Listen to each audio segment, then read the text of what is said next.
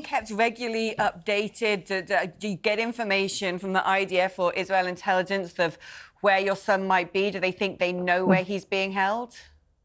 Absolutely no. I have no idea where he is. Nobody tells me. I don't know if they know anything, but nobody tells me anything. I don't know if he is still alive, actually. You know, it's almost 50 days now, and I just saw him in the last, when the Hamas took the video of him, when they kidnapped him.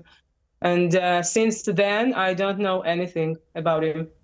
And it seems to me, Maayan, that there's a kind of a nightmare going on here, that you drip, drip, drip, we get shown a photograph of, you know, a couple of hostages, an old video of someone allegedly on October the 7th, straight after the taking of the hostages, of the kidnapping, and so on and so forth. Israel, of course, still saying no ceasefire until you release every single one of those hostages. But for you, a parent, a mother, with her son in those tunnels underneath Gaza, you must be living through a kind of a nightmare. Try to explain what life is like for you now. It's difficult for me to understand, to let you know what I'm going through, what my family is going through. It's just think about that, when my son was a baby, when he was a small child, he was afraid of monsters. And what happened to us is a monster just caught him. It's just exactly like this. And the fact that you know that your son needs you, and he's not so far away from me, actually. He's only 40 kilometers from my house, but I cannot help him. And I know that he needs me. And, and these terrorists, they won't say anything, even if he's dead or alive, if he's with his medicine, because he has asthma and he cannot breathe without his inhalers.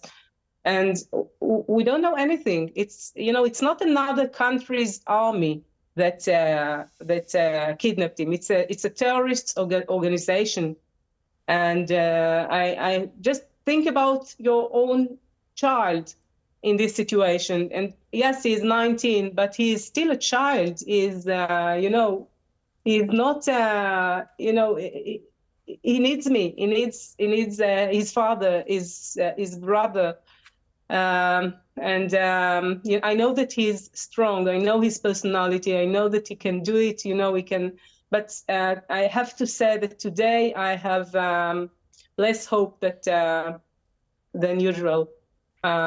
Because time is running out, and they are talking about releasing only children with their mothers, which is blessed, really. We are so happy for every one that gets out of this hell. But for us, it's like, we know that time is running out, and I'm not sure that we will see him again alive. And this is, it's the worst. It's every parent's worst nightmare, really. It's utterly heartbreaking to listen to you, and I'm absolutely astonished at your strength to be able to come on and talk to us here in the UK about what you are going through as a mother, and remind us all. And I think it's a very important distinction you made, that your son, along with multiple other hostages, are not being kept by another government's army, that they are being kept by terrorists, and terrorists do not follow rules. They don't follow international law on warfare. Do you think that your government's response is the right response? Do you trust your government to do the right thing in hoping to try and find your son? I have to tell you the truth. I don't know. I don't know how to answer this question, because I hope so. And I have no other, I have no other choice. 1 month ago, I really trusted my government, and I'm trying to, but, I don't know, because nothing happens since then. Just 1 month ago, I was sure that if you would ask me today, he would be with me now after almost 50 days after. But now I have less hope. Every day I have less hope to see him alive. And as you know, they started murdering other hostages. Another 19-year-old young girl was found by the IDF in this hospital, hospital as they call it, it's Shifa Hospital, and she was found to be murdered, and they brought her back to Israel. And we know that they have too many hostages, and they might just kill from time to time another hostage, because they don't have any value for human lives.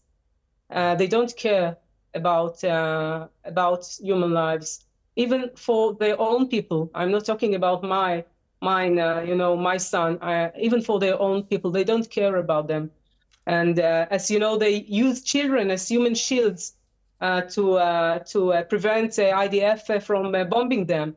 So this is, it's like, again, I feel like a monster just took him, and I have to trust my government. I've no other choice right now, and I'm trying to hold myself, to stay strong for my other children and for my family. But it's difficult. It's getting more and more difficult each day. Maayan, obviously, we weep for your son and we pray for his release. But as an Israeli citizen, what do you think Israel should be doing right now?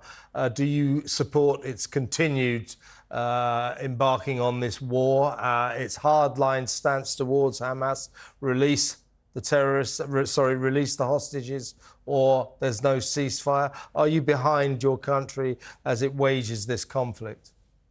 I really believe that they have to release the hostages first, and afterwards do whatever they can to prevent this terrorist organization from doing those, what they did to the people in the kibbutz. I don't know if you heard what happened, but they just slaughtered everybody. And I think that they have to do something with this terrorist organization, but first they have to bring back the hostages, because it's, to think that my son is there and they are bombing there, and he's with the terrorists around him. What hope does he have to get from this situation alive? I don't know, really. So for me as a mother, and I have to say that as a mother, I'm saying it, and I'm sure that every mother in the world would say exactly the same. Just let the hostages, just bring them back. I don't know if they can bring them back. Even I don't know if they can talk to the Hamas. I don't know if the Hamas wants something to,